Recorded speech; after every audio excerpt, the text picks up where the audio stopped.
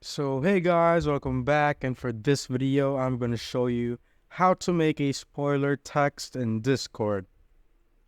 So first is go to any channels here and go to your messages, and you need to type in this this line right here. So for me it can be seen on my keyboard on under the backspace button. So you just need to click shift and click on that button, and you need to click or type in two of it, just like so. You could also type in like spoiler alert first. Let's say spoiler alert, then go shift, and now you could type in the message. So just like so, and click on space. Let's say surprise, surprise, just like that. And you need to click or type in two of those again. So as you can see, it's formatted like that. And just click on enter.